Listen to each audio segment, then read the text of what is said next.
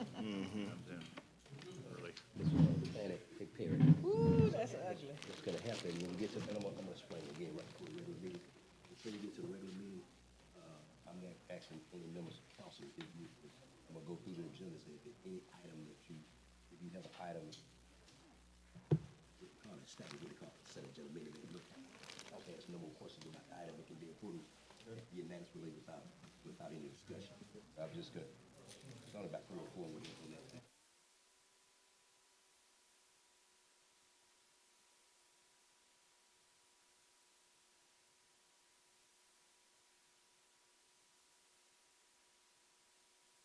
And I'll go through it again right before the meeting starts. Oh, good. You're gonna have some. Yeah, I'm trying to few of them. I don't think we have any. No, you don't have any, you can move the item to the consent, that's what I'm gonna ask, is there any? Yeah, that's good.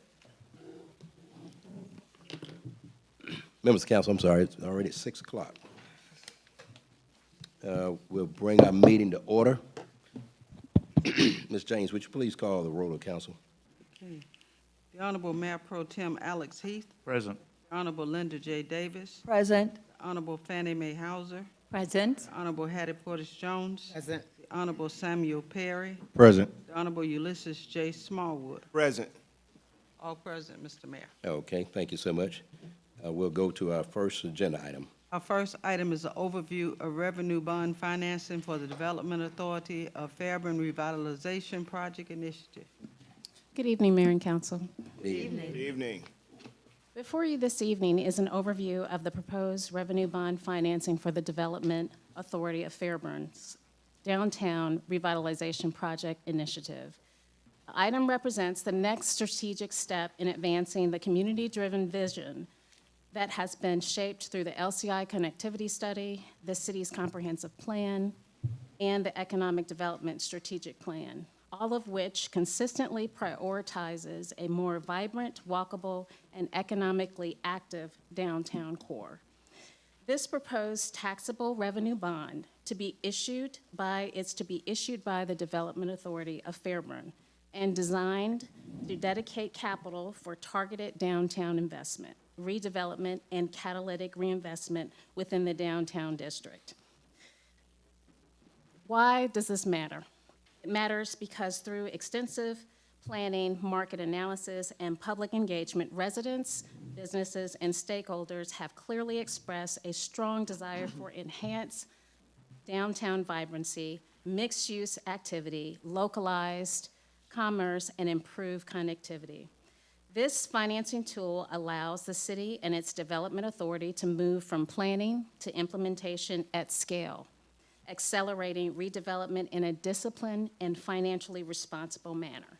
To walk us through the terms, structure, and financial mechanics of this proposed bond issuance, the city's financial advisor, Mr. Bill Johnston, will now present this evening's overview. Good evening. Good to see Good you evening. all. Hope you're well, and it's good to see you again.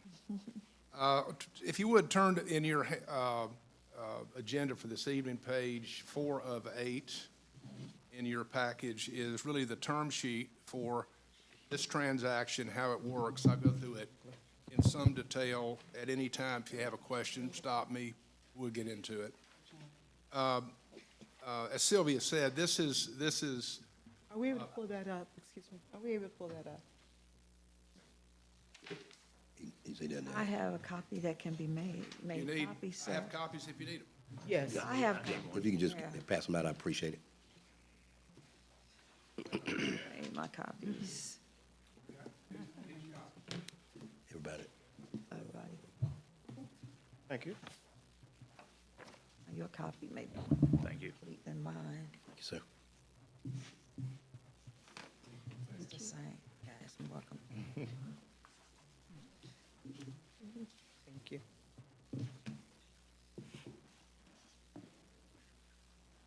Thank you, sir.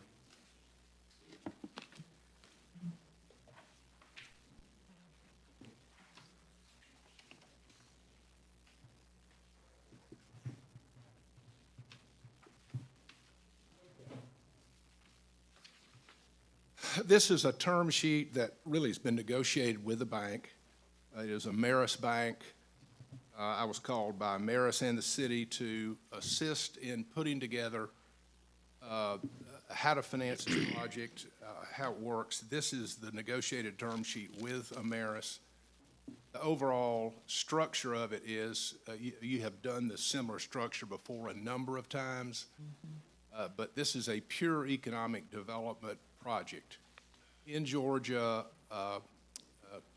cities, counties can pledge, if they will, a certain amount of their tax base to redevelop a property. Counties can pledge up to 1 mil, cities up to 3 mils. You have development authorities here that are working on this particular project. It is to redevelop the downtown area. Areas have been identified, and it's really in a district over Appendix 1, a few pages back, is a map of that downtown area. Properties have been identified. They're not specifically stated in the document so as to hopefully be able to buy the properties without a run-up in value. And so there are some targeted properties in the district, but they're not disclosed necessarily. It's within the district. The amount of the request by the authority is $7.5 million. That is to be taken down over a 2-year period. On the front end, the bond documents are to close for $7.5 million, and you can draw down as is appropriate to acquire those properties on a piece-by-piece basis. And once the properties are rehabbed and sold, you can take those proceeds and then pay the debt down. So the way it is structured is such that the pledge of the city shouldn't be drawn upon, or is not meant to be drawn upon. It's a backstop, if you will. The bank understands that. They've approved it, and the credit has been approved. It's a matter of executing the transaction. The goal is to get your approval, begin the validation process, and close the transaction January the 21st. And then from there, they'll go through and do whatever is necessary to acquire and rehab the properties. Yes, ma'am. I understand the premise about not identifying the targeted properties. Is there a number that could be identified or not? No. I'm just asking. So, Councilwoman Davis. And I can understand if, Right. yeah, okay. So we utilize a methodology of using a district as opposed to specific addresses because it allows for future considerations we are not aware of today. Okay. So clearly there are specific properties that are being considered, but tomorrow a property could become available that we don't know about today. That's the reason the recommended methodology was to attach this to a district map, which is included in your packet. So that way, any property essentially in our downtown redevelopment area that could become available that we are not aware of today is still permissible under this set of guidelines. Okay. Understood. Okay. Any other member of council? Yes. Yes, ma'am. Could you talk about the market a little bit? One, when do you anticipate, you said you wanted to close by January 21st, but when do you anticipate going to market? And any This is- projection on the interest rate? The interest rate has been settled upon. Okay, Okay, this is as opposed, we have done recently, y'all have been through a market issue, a couple of market issues. This is what would be referred to as a private placement with a bank or a financial institution. That institution is a Marist Bank with whom you have a relationship. They have been working with the city on this particular project. They and the city called me in to really pull together the financing. That's not really what they do. They'll provide credit, but they aren't by their own admission, grade it, pull in the project together. That's kind of what we do financially. That's what we did. We negotiated this term sheet with them, and the numbers that you see in the back is what has been negotiated with them. Okay. So this is a placement subject to your approval and the authority's approval, but we do not have to go into the market as you would with a public offering like we did earlier in the year. Okay, so private placement then means you negotiated the terms directly with the bank, We did. okay, versus going to the market. All right. And then my second question is, why 7.5? Do we know if that's too much, if that's not enough? Obviously, you would say it was just right, but why 7.5? We'll make it as much as you want it to be. I'm not in the no business. I know, that's right. You want to make it bigger, that's fine. But no, when, in our analysis and discussion with the city and the authority, we wound up about $7.5 million. And hopefully, you won't need to take all that down. Hopefully, you won't need to draw it all down. But it's available if you do. We, as I said a moment ago, we structured it such that you can take the money down over you have to take it all down after 2 years. But you can take it down piecemeal as you need to acquire these properties and rehab them. And as you get the properties rehabbed and recycled, meaning either lease them out or sell them, you can take the proceeds and pay the debt. The authority can pay that debt down. The thought being is that you get the properties rehabbed as quickly as you can. The private sector's not doing it.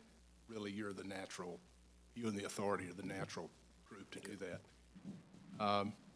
And so that's how we came up with it.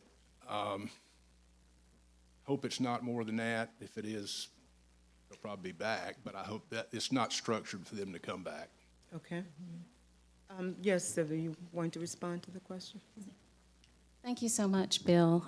He's correct. Strategically, we looked at properties based upon catalytic developments. With our LCI Downtown Master Plan, that was the first project that we did with the Atlanta Regional Commission. The second project was the LCI Gateway Connectivity Study.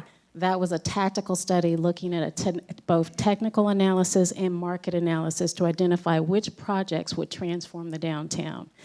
There were 2 projects in particular that became of priority to us because they were available to us from the market and we weren't expecting it. So hence, we started looking at what are some funding mechanisms to get this project done. And through our financial advisor's guidance, it was identified as the best resource to not only do it sustainably, but to look at it as multi-phase. So not only do we have the funds to do what we need for this particular acquisition and redevelopment. And in a couple of these cases, because they're historic properties, we have to do remediation. But it also allows us to strategically look at other priority properties within the district. Yeah. And if I may, Councilwoman Portis-Jones, I would also tell you in context that this is, as Sylvia just referenced, phase 1 of a multi-pronged effort at downtown revitalization. This is a tool that will be in that toolbox. It is not the only one that will be in that toolbox. This was projected at this dollar amount for it to be a feasible first phase as we anticipate the things that we will look to for larger scale redevelopment throughout the downtown corridor. Yes. And in addition to that question, then why the 2-year drawdown? Why that date versus another date? That's Because that is what the bank has given us. That is what, in their program, the mechanics of their program is what it is. You should be able to get well ahead of the projects during that period of time, but they have set a 2-year limit to draw all the money down because of the mechanics of the bonds that they're buying. Okay, and then do we have flexibility if that time frame becomes an issue? Well, I guess we have to We go do, but we renegotiate. haven't gotten to that point with them if they need to extend it. They did say, do you want 1 year, year and a half, or 2 years? I said, we want 2 years, a maximum period of time to take the money down. And we didn't go in any further than 2 years. When I appreciate that, I just want to make sure that, because things happen. Sure. And, when we negotiate a contract, to be as flexible as at all possible. Certainly. To account for those things happening. Certainly. And in the unanticipated ends we would go back and see if there was the opportunity to negotiate. I will tell you that the 2-year window is feasible based on the projects that the authorities are currently considering. In fact, it is likely that it can be less than 2 years. So we start as a feasible amount, but in the instance of something unanticipated happening, we would go back to American. We've got a long-term financial relationship with the negotiation of that term, if in fact renegotiation. Okay, all right, thank you so much. Thank you. Councilman Perry, you had a question? I just wanted to ask, was the, I guess, the amount of money that we're going to receive for this, does this in any way impact the credit rating for the city or anything of that nature? We have been through the credit rating process in the last, this is December, 12 months. The year has flown by. You got a very good review with the rating agencies for the 2 issues we did in December of last year and January of this year. The city's finances are in pretty good shape. I don't think a $7.5 million pledge for this type of project is going to impact your credit rating. You're well received in the market. There were no real issues when we did go to market. And I think the projects are going along pretty well, from what I know. But to answer no is I don't think your credit's going to be negatively impacted. All right, and again, the pay down for it, we can accelerate that over that 2-year period? You can. Normally with a public bond issue, you can't call those bonds that are outstanding for 10 years. That's standard stuff. We negotiated this, that after a 2-year period, you can call bonds, or a year and a half, excuse me. You can call some bonds after that period of time. And again, that is as properties are purchased and redeveloped and recycled out, you can take those proceeds and pay that debt back down. And so that's a little quicker than normal in the regular bond market, but it provides a lot of flexibility here that works pretty well. Thank you very much. Any other question? Mr. Heath? My question is 2-year payout. How many years is the bonds for? 13. 13 years. 13. And then you could pay those off without any penalty. That's correct. Prior to that. Well, after a year and a half, you can pay them all back. Got it. Okay. Got it. Okay. 13 years is the length of it. How do we come up with 13 years? We originally did 10. I got word back from the authority that they wanted to keep the overall debt service below $1 million, and so I stretched it out to keep the overall debt service. Should you take all $7.5 million down, to keep it below $1 million a year. Got it. Thank you. Okay. Any other question by members of council? Seeing none. Do you have anything you want to add? No, sir, Mayor, that's it for our work session presentation. Okay. I guess we're good. That'll conclude. We'll adjourn our meeting and start at 7 o'clock sharp.